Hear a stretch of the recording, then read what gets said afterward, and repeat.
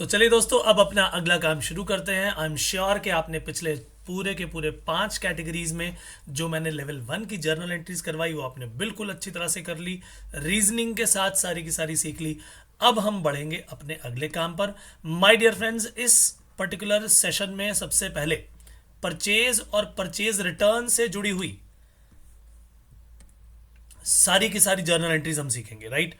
तो सबसे पहला पॉइंट क्या लिखा है जी? Goods purchase for cash. अच्छा, ये बात आपको सबको याद है कि गुड्स के लिए ही परचेज, परचेज रिटर्न, सेल्स और सेल्स रिटर्न अकाउंट का नाम यूज किया जाता है, करेक्ट। तो पहले परचेज और परचेज रिटर्न की बात होगी। Goods are the items in which business deals, तो भैया ये खरीदेंगे और बेचेंगे। अब जब भी सामान खरीदा, गुड्स खरीदी जिसको बेचने के लिए हमने लिया है, माय डियर फ्रेंड्स, यहां पर देखेंगे कि हमने उसके लिए कैश पे किया कि नहीं किया। तो गुड्स परचेज कर रहे हैं तो किसी भी हाल में जो परचेजेस है वो तो हमारा एक्सपेंस हो गया। गुड्स हमने जो परचेज की वो बन गया बिजनेस का एक्सपेंस, और यहां पर वो एक्सपेंस बढ़ गया। एक्सपेंस बढ़ने पर डेबिट होता है, यानी ये बात तय हो गई कि जब भी गुड्स परचेज होंगी परचेज अकाउंट तो डेबिट होना ही होना है। अब परचेज किया हमने तो या तो कैश पे परचेज करेंगे या फिर उधार पर। तो मान लीजिए कि परचेज हमने जब खर्चे के रूप में करना है तो वो तो डेबिट होना ही है, मगर क्रेडिट किसे करेंगे देखेंगे जी।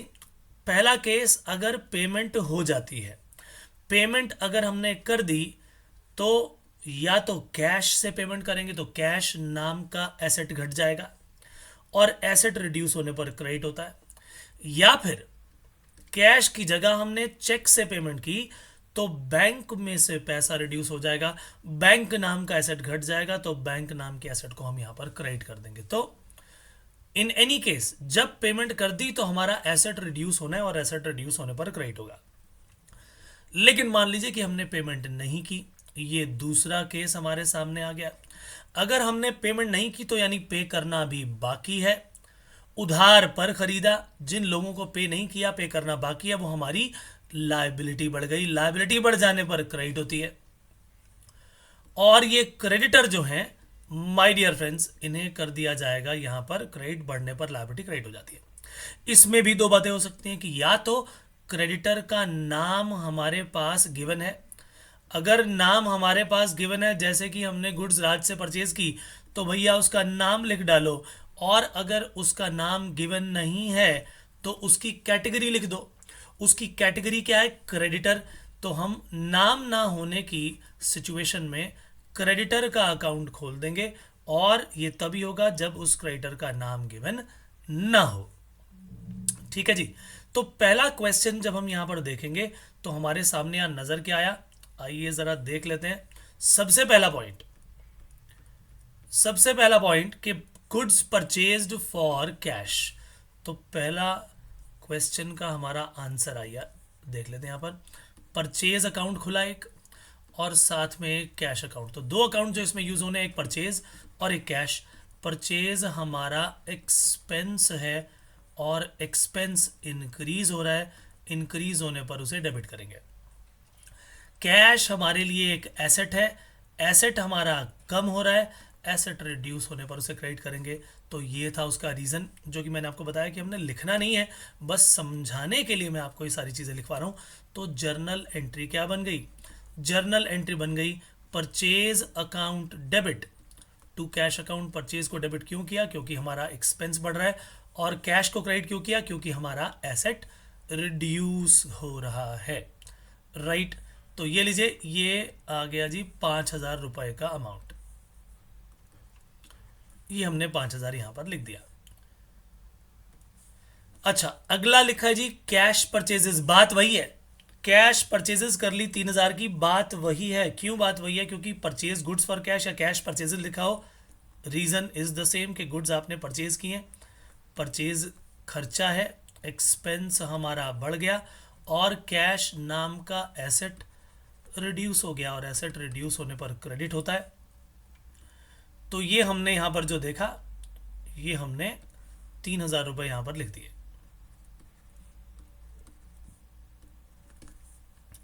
चलिए, पॉइंट नंबर 3, क्वेश्चन नंबर 3 लिखा है, आइए देखें क्या लिखा है। Purchase goods and paid by cheque बात वही है, पेमेंट यानी कर दी गई है, मगर इस बार पेमेंट जो गई वो चेक से गई। तो माय डियर फ्रेंड्स, एक तो हो गया परचेज अकाउंट और दूसरा कैश एट बैंक रिड्यूस हो गया। तो पहले हमारे पास दो अकाउंट जो थे वो थे परचेज और कैश, लेकिन इस बार दो अकाउंट जो हमारे पास है वो परचेज और बैंक है। परचेज एक्सपेंस है, एक्सपेंस बढ़ रहा है तो डेबिट होगा। बैंक में रखा हुआ पैसा घट जाएगा, एसेट रिड्यूस होने पर क्रेडिट होता है। तो जर्नल एंट्री क्या बन गई? जर्नल एंट्री बन गई purchase account debit to bank account. Very very simple. Amount कितना था जी? 8,000। तो ये लीजिए, ये भी हमारा काम यहां पर हो गया समाप्त। करेक्ट।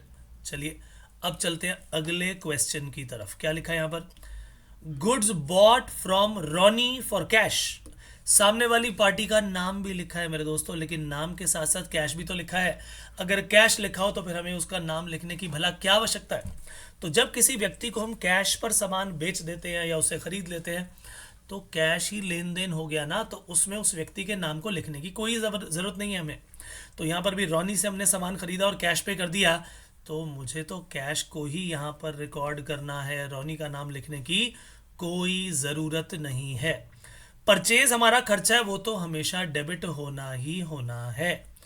परचेज जब बढ़ेगी वो खर्चा डेबिट होना ही होना है। सवाल यही आता है कि हम क्रेडिट किसे करें। तो यहाँ कैश गया था, कैश को क्रेडिट किया।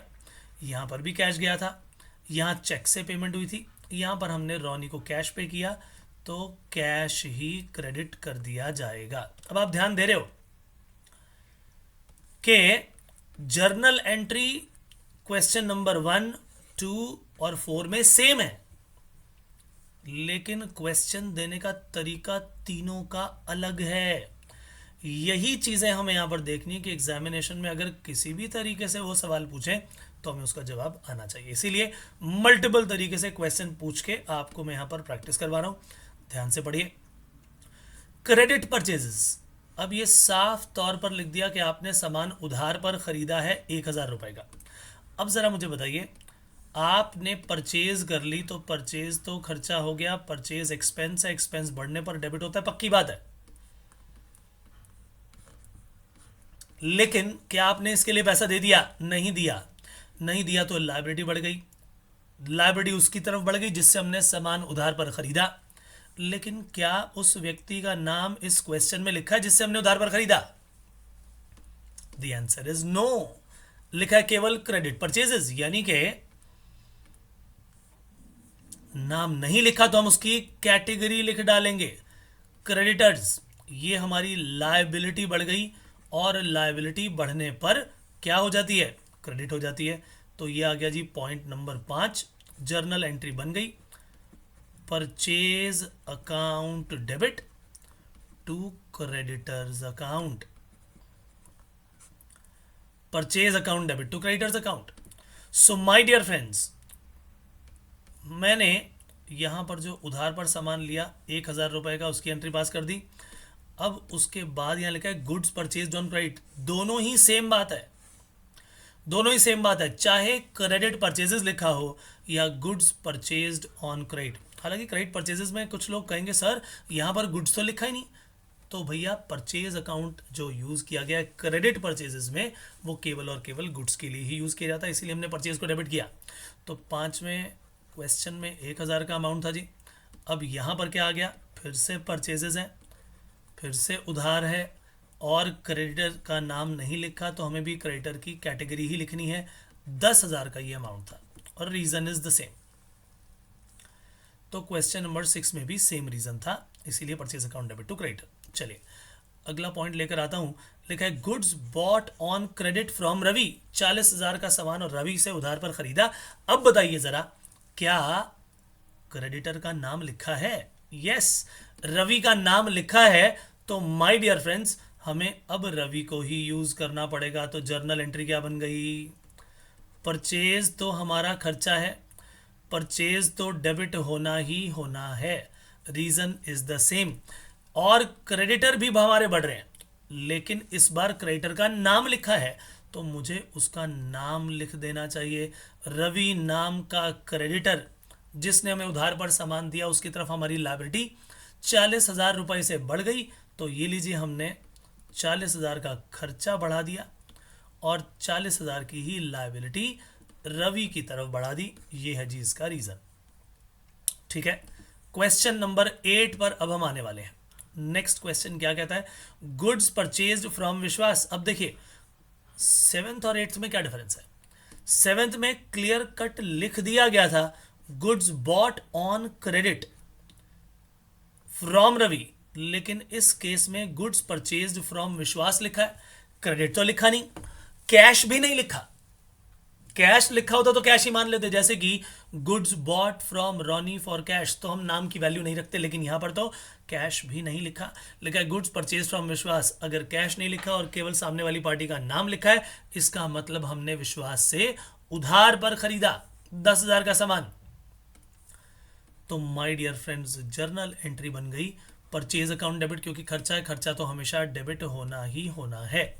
और हमारी लायबिलिटी बढ़ गई, लायबिलिटी बढ़ने पर क्रेडिट होती है। किसकी तरफ हमारी लायबिलिटी बढ़ गई, विश्वास की तरफ।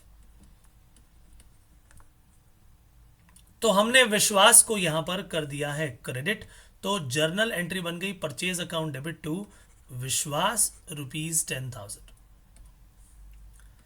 माय डियर फ्रेंड्स, ये 8 की 8 एंट्रीज को अगर आप ध्यान से देखोगे तो इन 8 के 8 केसेस में क्वेश्चन डिफरेंट तरीके से पूछा गया है।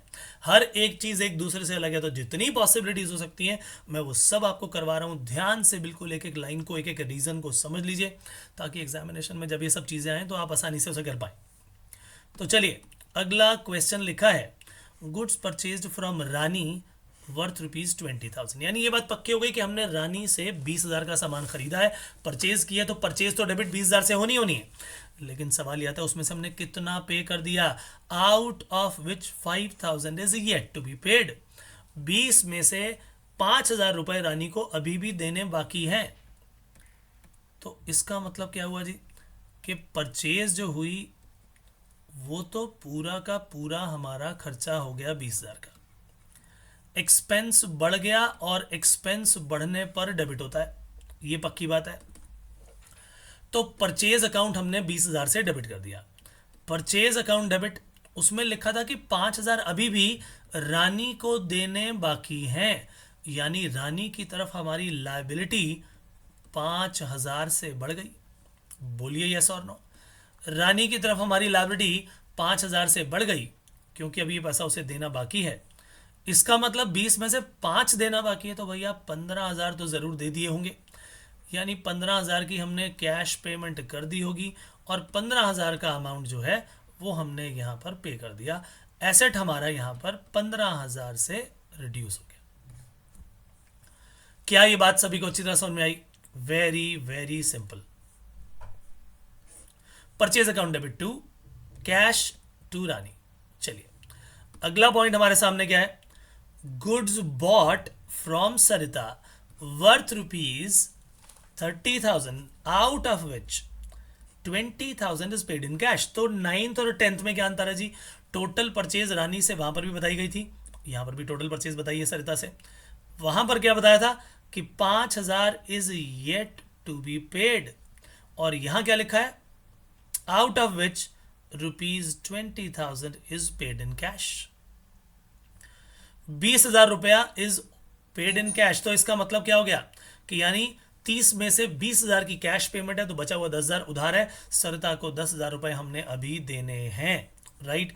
तो परचेज जितने की हुई, परचेज का खर्चा जितने रुपए का हुआ, हमने परचेज के खर्चे को डेबिट कर दिया।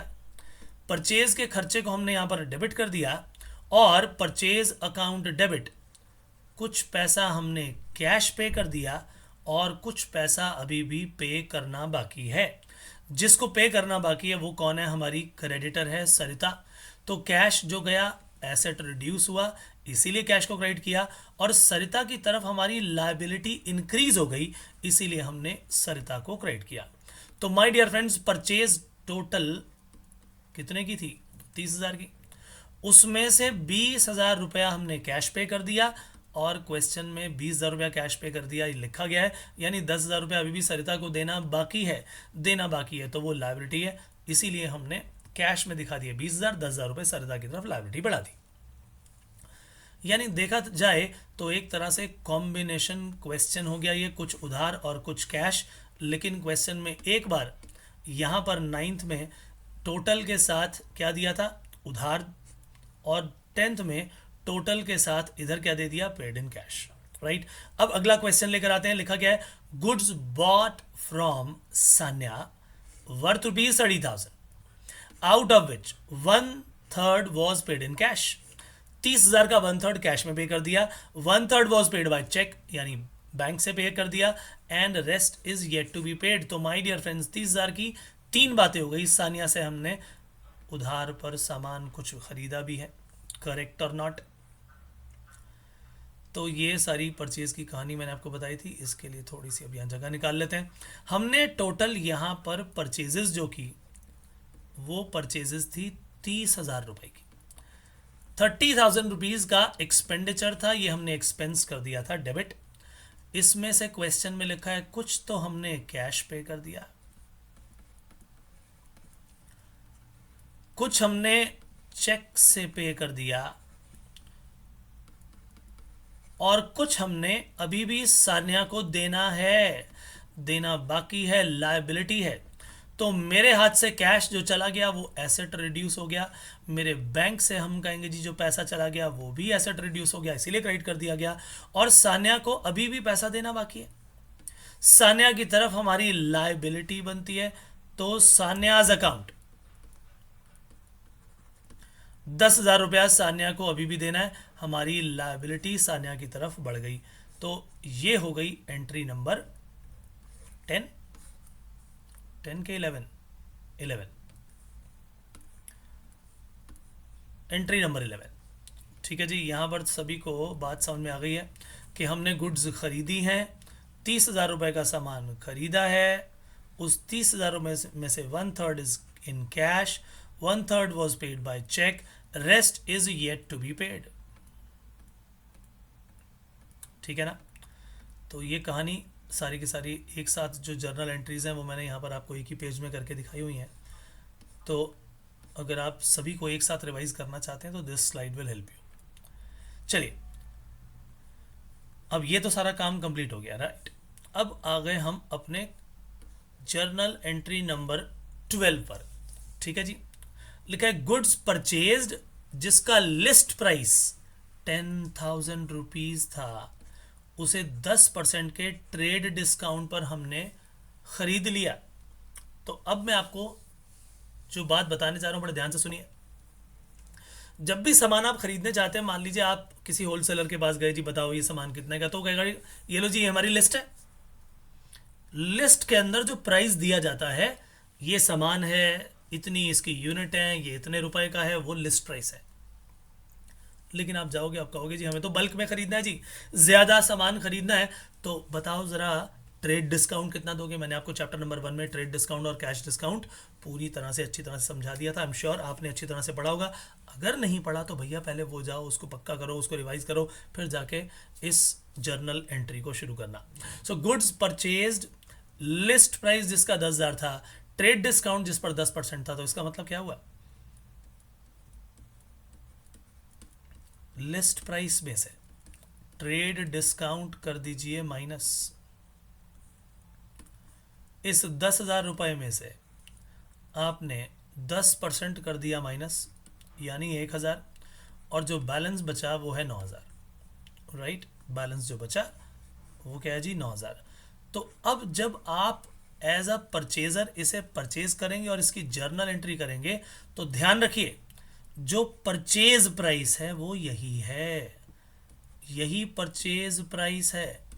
परचेज की जो फिगर आनी है वो 9,000 की आनी है, क्योंकि ट्रेड डिस्काउंट कभी भी रिकॉर्ड नहीं किया जाता। इसकी रीजनिंग मैंने आपको चैप्टर नंबर 1 में ही दे दी थी। तो इसका मतलब ये हुआ कि 10,000 के सामान को अगर हमने यहाँ पर 10% के डिस्काउंट पर खरीदा, तो 10,000 माइनस 10% कितना हो गया, 9,000। 9,000 से परचेज की एंट्री आएगी कि हमने 9,000 का ही सामान खरीद लिया है। तो एंट्री नंबर 12 में परचेज की जब आप एंट्री करेंगे, कैश आपने पे कर दिया, तो purchase account debit to cash account सीधा 9,000 से एंट्री होगी, सीधा 9,000 से। क्योंकि यहां तो आपका एक्सपेंस बढ़ गया और यहां आपका एसेट रिड्यूस हो गया। तो purchase account debit to cash account. ठीक है जी। अब आती है अगली जर्नल एंट्री की बारी। लिखा है जी purchase return. My dear friends, purchase हमारा खर्चा है और परचेज रिटर्न उसका बिल्कुल ऑपोजिट है। परचेज रिटर्न उसका बिल्कुल रिवर्स, यानी परचेज जब बढ़ेगी तो डेबिट और कम होगी तो क्रेडिट। करेक्ट। परचेज जब बढ़ेगी तो डेबिट और कम होगी तो क्रेडिट। बिल्कुल उसका ऑपोजिट क्या बन जाएगा? परचेज रिटर्न का खेल। परचेज रिटर्न जब बढ़ेगी तो क्रेडिट और रिड्यूस होगी तो डेबिट। क्योंकि परचेज क्या है जी? परचेज हमारा एक्सपेंस है, एक्सपेंस का रूल उस पर अप्लाई हो गया और परचेज रिटर्न से वो खर्चा घट जाता है, इसीलिए उसके टोटल क्या होते हैं? क्रेडिट होते हैं। बढ़ने पर ये परचेज रिटर्न क्रेडिट होती है और घटने पर ये डेबिट होती है। तो इसका मतलब परचेज रिटर्न की जर्नल एंट्री पास करनी पड़ेगी। लेकिन एक बात मैंने आपको पहले ही बताई थी, परचेज रिटर्न जो होती है ना दोस्तों, वो परचेज रिटर्न ज्यादातर के केसेस में जब तक कि क्लियर कट ना लिखा हो तब तक आप यही मानेंगे कि जो सामान हमने उधार पर खरीदा है वही वापस हुआ है, क्योंकि कैश वाला सामान वापस नहीं होता। वो चेंज तो कर देंगे लेकिन कैश वाला सामान वापस नहीं होता। इसीलिए इसीलिए परचेज रिटर्न जो है वो केवल और केवल उधार की होगी, अनलेस और until it is clearly mentioned in the question. तो परचेज रिटर्न करती क्या है? परचेज रिटर्न परचेजेस को यानी खर्चों को कम कर देती है। परचेज रिटर्न से हमारा परचेज का जो खर्चा था ना वो रिड्यूस हो गया, इसीलिए हमने उसे क्रेडिट कर दिया। लेकिन जिस व्यक्ति से हमने उधार पर सामान खरीदा उसको ये कहा जी लो भैया लो सामान वापस ले लो अपना, ये सामान हमारे मतलब का नहीं है, हमने तो कुछ और मंगाया था जी, आपने तो सामान ये गलत भेज दिया, ये लो पैसा वापस, ये सारा का सारा सामान वापस लो।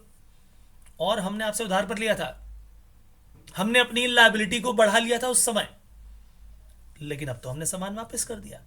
अगर वापस कर दिया तो हमारी लायबिलिटी भी आपकी तरफ घट गई। इसीलिए मिस्टर क्रेडिटर, आपने जो हमें सामान उधार पर बेचा था हम उसे यहां पर क्रेडिट करके परचेज रिटर्न कर रहे हैं, और आपकी तरफ जो हमारी लायबिलिटी बनती थी वो लायबिलिटी हम यहां पर रिड्यूस कर रहे हैं। और लायबिलिटी रिड्यूस होने पर मेरे दोस्तों डेबिट होती है, ये हम सब अच्छी तरह से जानते हैं। तो क्रेडिटर जो थे वो थे 2000 के, वो 2000 के क्रेडिटर इसके कारण घट गए और 2000 की हो गई परचेज रिटर्न। क्या ये बात समझ में आई सभी को? चलिए नेक्स्ट पार्ट हमारे सामने आ गया, आइए इसे देख लेते हैं। लिखा है return outwards due to damaged goods delivered. Return outwards due to damaged goods delivered, तो बात तो वही है, हमने आउटवर्ड गुड्स को बाहर भेज दिया, goods outward due to the damaged goods delivered. हमने कहा भाई सामान तुमने जो भेजा वो सारा का सारा डैमेज है, भाई ये क्या बात हुई, ले जाओ सारा का सारा सामान वापस। परचेज हमने की थी, उधार पर की थी, वापस कर दिया, परचेज रिटर्न, यानी कहानी फिर वही। 3000 का सामान हमने यहां पर भी रिटर्न कर दिया, तो परचेज रिटर्न अकाउंट 3000 का क्रेडिट करना ही होगा। हमने उस एक्सपेंस को यहां पर रिड्यूस कर दिया। करेक्ट। अब उसके बाद अगली कहानी हमारे सामने आती है जी, यहां पर भी तो हमारी लायबिलिटी बनती थी, हमने उधार का सामान ही खरीदा था, तो क्या वो लायबिलिटी घट गई कि नहीं घट गई? The answer is yes. 3000 रुपए से हमारी लायबिलिटी घट गई और लायबिलिटी रिड्यूस होने पर मेरे दोस्तों डेबिट होती है। इसीलिए यहां पर भी जर्नल एंट्री और उसके रीजंस बिल्कुल सेम होंगे, दोनों बातें सेम है। परचेज रिटर्न लिख दीजिए, रिटर्न आउटवर्ड लिख दीजिए, सब बातें क्लियर हैं। लेकिन यहां पर फिर वही बात, क्योंकि उस क्रेडिटर का नाम गिवन नहीं था हमने उसकी कैटेगरी का इस्तेमाल किया। लेकिन मान लीजिए उस क्रेडिटर का नाम गिवन होता, जैसे कि सान्या से हमने सामान उधार पर खरीदा था, उसको 10,000 रुपए अभी भी देने बाकी थे, पिछली एंट्री में देखा था ना। अगर मान लो हमने उसे 1000 का सामान रिटर्न कर दिया तो इस बार हमें उस क्रेडिटर का नाम गिवन है, सान्या का नाम हमें गिवन है, तो लायबिलिटी भी सान्या की तरफ बनती थी और लायबिलिटी अब घट जाएगी। यानी जर्नल एंट्री क्या होगी? यानी जर्नल एंट्री मेरे दोस्तों यहां पर क्या होगी? आइए देखें। हम कहेंगे परचेज रिटर्न है, परचेज रिटर्न ने तो क्रेडिट होना ही होना है, और सान्या को हम यहां पर डेबिट कर देंगे। हमारी लायबिलिटी सान्या की तरफ बनती थी, लायबिलिटी हमारी सान्या की तरफ रिड्यूस हो गई, और परचेज रिटर्न के कारण हमारा एक्सपेंस घट गया, इसीलिए हमने उसे यहां पर लिख दिया। ठीक है जी। तो 1,000 रुपए से ये सारी की सारी जर्नल एंट्री का काम यहां पर आ गया। क्या ये बात समझ में आई सभी को? तो ये सान्या वाली एंट्री के बाद अब पहुंचते हैं जी अपनी अगली एंट्री पर, और यहां क्या लिखा है? Payment made to creditors. हमारे जो क्रेडिटर थे उनको पैसा देना बाकी था, हमने कहा लो भैया लो, हमने तुम्हारे पैसे देने थे, ये लो 4,000 रुपये ले लो। तो जब मैं क्रेडिटर की पेमेंट कर दूंगा तो क्या मेरी लायबिलिटी घट जाएगी कि नहीं? क्रेडिटर की पेमेंट करने से भी लायबिलिटी घटेगी, इसीलिए क्रेडिटर्स को कर दिया जाएगा डेबिट। क्रेडिटर अकाउंट को हमने 4,000 रुपये से डेबिट कर दिया। वाई? बिकॉज हमने उसका पैसा पे कर दिया। अच्छा, पे कर दिया तो कोई ना कोई जेब से एसेट ही गया होगा, कैश ही गया होगा, और एसेट रिड्यूस होने पर क्रेडिट होता है। 4,000 रुपये हमने उसको पे कर दिए, ये भी काम यहीं पर हो गया समाप्त। ठीक है ना? अच्छा, यहां पर भी पेमेंट मेड टू क्रेडिटर है, तो किसी क्रेडिटर का नाम तो लिखा नहीं था, क्रेडिटर का नाम तो लिखा नहीं, लेकिन जैसे आया पेड टू सान्या तो हमने बोला सान्या कौन है जी? अच्छा, सान्या को हमने 9,000 रुपये दे दिए जी। सान्या को पैसा देना था, कैसे? 10,000 रुपये उधार था, उसमें से 1,000 का सामान ये रिटर्न कर दिया, अब 9,000 बचे हुए थे, 9,000 की पेमेंट कर डाली। तो पेड टू सान्या, सान्या कौन है? सान्या हमारी क्रेडिटर है। हमने सान्या के 9,000 रुपये देने थे, लो जी लो, सान्या जी के पैसे कर दो वापस। सान्या के अकाउंट को हमने डेबिट कर दिया और ये कहा कि हमारी लायबिलिटी घट गई। लायबिलिटी क्यों घटती है? क्योंकि हम उसके लिए पेमेंट कर देते हैं। Sanya's account debit to cash account, ये 9,000 रुपये हमने यहां पर पे कर दिए, लायबिलिटी घट गई। पेड टू सान्या आ गया, फिर आ गया जी paid to Sarita on account. Sarita भी कौन है? सरिता भी हमारी क्रेडिटर ही है। लिखा है paid to Sarita on account. On account का मतलब है कि हमने जितना भी उसका टोटल पैसा देना था उसमें से 6,000 दिए, बाकी अभी भी बाकी है। तो ज़रा याद करो, सरिता से जब हमने सामान खरीदा था तो हमने कोई सरिता को सामान रिटर्न तो किया नहीं, हमने सरिता को कोई भी सामान रिटर्न नहीं किया, हमें उसे कितना पैसा देना बाकी है? सरिता को कितना देना बाकी है? टोटल 10,000 देना बाकी है, राइट। 10 में से कह रहा है जी हमने उसको कुछ ऑन अकाउंट पेमेंट कर दी। ऑन अकाउंट पेमेंट करने का मतलब क्या है? ऑन अकाउंट पेमेंट का मतलब है 10 में से 6 पे कर दिया, अभी भी 4 पे करना बाकी है। ऑन अकाउंट का पेमेंट यही मतलब यही है कि पूरे अकाउंट जो भी उसका बनता है उसमें 6,000 पे किया, अभी बाकी जितना बचता है वो देना बाकी है। यानी सरिता की तरफ लायबिलिटी भी उतने से ही कम होगी जितना मैंने पे किया। सरिता की तरफ मेरी लायबिलिटी भी उतने ही से ही कम होगी जितना मैंने पे किया। तो मैंने जो पे किया वो कितना था जी? जो मैंने पे किया वो 6,000 था। तो सरिता की तरफ मेरी लायबिलिटी ज़रूर घटी। सरिता के अकाउंट को मैंने डेबिट भी कर दिया, लायबिलिटी रिड्यूस भी हो गई, और मैंने जब पेमेंट की तो मेरी जेब से कैश भी चला गया, एसेट भी रिड्यूस हो गया। अब हम क्या बोलेंगे जी? टोटल ऑन अकाउंट पेमेंट की है 6,000, तो 6,000 की लायबिलिटी घटी, 6,000 का ही एसेट घटा, राइट। मगर 4,000 रुपये अभी भी देने बाकी हैं। सो माय डियर फ्रेंड्स, हमने इस पर्टिकुलर सेशन में जितनी भी सारी की सारी बातें की वो की परचेज से जुड़ी हुई, परचेज रिटर्न से जुड़ी हुई। तो ये जो list price minus trade discount की बात बताई थी, और उसके बाद ये परचेज आ जाता है, ये ऑन बल्क परचेज दिया जाता है, ये बात बताई हुई है। लेकिन जितना माल हमने परचेज कर लिया, मान लीजिए 10 रुपये का था, उसमें 1 रुपये का डिस्काउंट हो गया, 9 रुपये लेन देन बाकी है, और हमने उसे 2 महीने का, मान लो 2 महीने का उधार है। अब जिस व्यक्ति ने पैसा लेना है वो जल्दी आ गया, वो कहते जी अगर आप मुझे जल्दी पैसा दे दोगे तो मैं आपको 1 रुपये का कैश डिस्काउंट दे दूंगा। तो इस 1 रुपये के फॉर प्रॉम्प्ट पेमेंट में लिए गए इस डिस्काउंट को कैश डिस्काउंट कहा जाता है, और ये ज़रूर रिकॉर्ड किया जाएगा। यानी पेमेंट की जाएगी 9 में से केवल 8, और 1 रुपया हम अपनी इनकम मान लेंगे। इस पूरे के पूरे प्रोसेस को भी जर्नल एंट्रीज के थ्रू हम करेंगे, राइट। ये पूरा का पूरा काम जर्नल एंट्री के थ्रू किया जाएगा। और अब उसकी जर्नल एंट्री की कहानी आपके सामने आ गई है। ठीक है, ये सरिता वाली जो पॉइंट थे वो मैंने आपको क्या बताया था कि ऑन अकाउंट पेमेंट है। तो सरिता सरिता की तरफ हमारी लायबिलिटी बनती थी। हमने उससे परचेज किया हुआ था 10,000 का। लायबिलिटी क्योंकि जब भी बढ़ती है तो क्रेडिट होती है। ठीक है ना, मैंने आपको पिछले सेशंस में जब अकाउंटिंग प्रोसीजर करवाया था तो लायबिलिटी वाले अकाउंट टी शेप बना के दिखाए थे। ये वही टी शेप अकाउंट है कि हमने उससे 10,000 का सामान खरीदा था तो लायबिलिटी बढ़ गई थी, लेकिन अब हम उसे पे कर रहे हैं। जब परचेज किया तो परचेज अकाउंट डेबिट टू सरिता। सरिता सरिता को क्रेडिट किया तो सरिता के क्रेडिट में जाके हमने लिख दिए 10,000 रुपये परचेज के, लेकिन ऑन अकाउंट पेमेंट हमने अब उसे की तो उसके कारण लायबिलिटी घट गई। लायबिलिटी घटने पर डेबिट होती है, इसीलिए हमने जब पेमेंट की सरिता डेबिट टू कैश अकाउंट, तो 6,000 रुपये से लायबिलिटी घटा दी, पेमेंट कर दी हमने उसे, लेकिन अभी भी बैलेंस 4,000 रुपया सरिता को देना बाकी है। ये देख रहे हो बैलेंस 4,000। तो ऑन अकाउंट पेमेंट का मतलब यही होता है। लेकिन जब हम बात करेंगे कैश डिस्काउंट की, तो वहां पर क्या लिखा हो सकता है वो सुन लीजिए। जैसे कि मैं पहले पॉइंट नंबर 2 ही करवा रहा हूं। Paid to Boman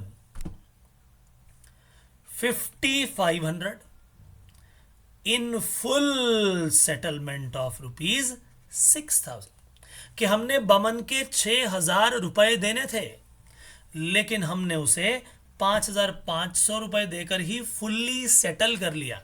fully settle करने का मतलब क्या भैया, ठीक है हमने तुम्हारे 6,000 रुपए देने, लेकिन हम बस 5,500 ही देंगे और उससे पूरा अकाउंट सेटल हो जाएगा। यानी अब बचे हुए 500 रुपए नहीं मांगे जाएंगे। इसका मतलब यह हुआ कि जो हमने सामान बमन से परचेज किया था वो 6,000 का था।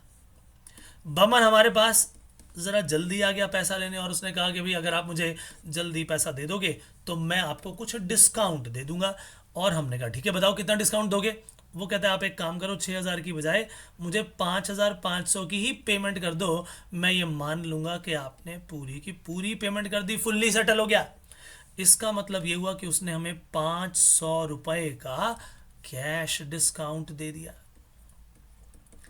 तो इसका मतलब इस 500 रुपए की एंट्री तो हमें करनी ही होगी। आपको मैंने बताया था कि कैश डिस्काउंट दिया जाता है या दिया जाता है at the time of making और रिसीविंग पेमेंट्स, और इसको हमेशा रिकॉर्ड करते हैं क्योंकि अल्टीमेटली क्वेश्चन में 6,000 रुपए हमारी बुक्स में पहले ही रिकॉर्डेड है। उस 6,000 के बदले में कुछ पैसा नहीं मिला और कुछ पैसा मिला, तो इसीलिए सभी को रिकॉर्ड करना पड़ेगा। बिल्कुल सेम चीज ऐसे आती है, cash paid to Navi ₹4,500 and discount received ₹500, ये भी एक ही बात है। इसका मतलब ये हुआ कि जी हमने 4,500 दिया, 500 का डिस्काउंट मिल गया, यानी जरूर हमने नवी के 5,000 रुपए देने थे। उस 5,000 रुपए की जो हमारी लायबिलिटी थी, हमने जो परचेज किया था, उस 5,000 में से वो कह रहा जी मैं आपको कैश डिस्काउंट दे दूंगा 500 रुपए, आप मुझे केवल 4,500 की पेमेंट कर दो। यानी ये भी कैश डिस्काउंट की ही कहानी है। सो माय डियर फ्रेंड्स, नवी की तरफ हमारी लायबिलिटी बनती है इस केस में। नवी कौन है? नवी हमारा क्रेडिटर है। बिल्कुल उसी तरीके से बमन कौन है? बमन भी हमारा क्रेडिटर ही है, हमने उसे पैसा देना है और हमारी इनकी तरफ लायबिलिटी घट जाएगी। जितना देना है हमने उससे कम पैसा उन्हें दिया है, जितना हमने उसे देना है हमने उससे कम पैसा दिया है। तो बताइए जब मैं नवी को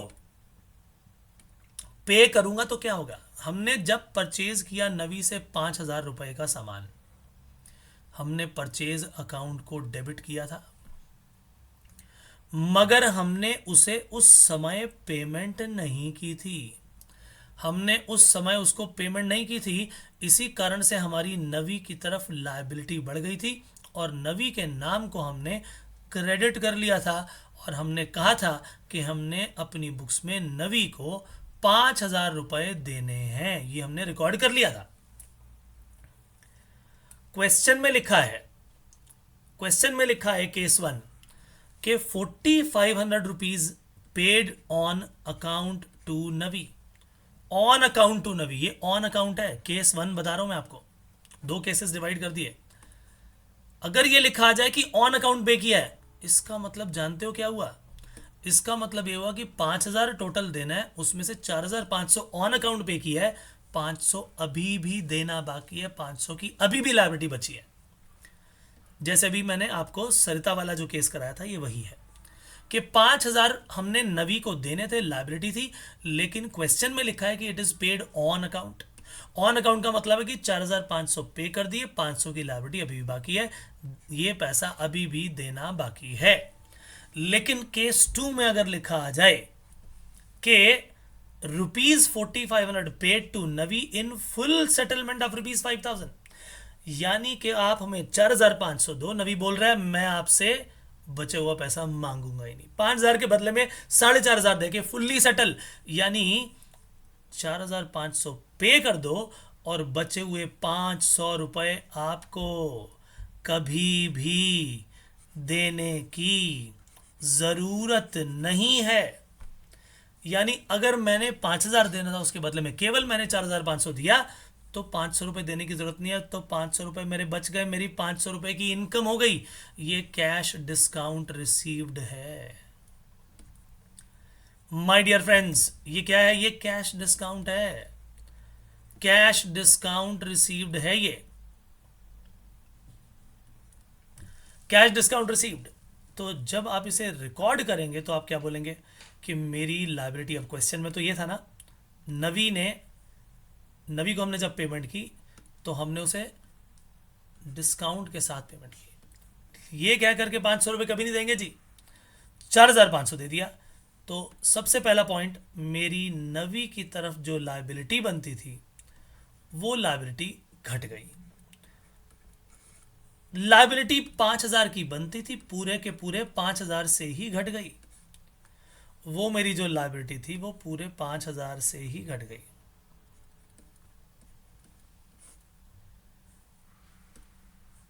मैंने लेकिन पे कितना किया? मैंने उसे पे जो किया, जो कैश अकाउंट हमने दिया, जो एसेट रिड्यूस हुआ माय डियर फ्रेंड्स, वो एसेट रिड्यूस हुआ।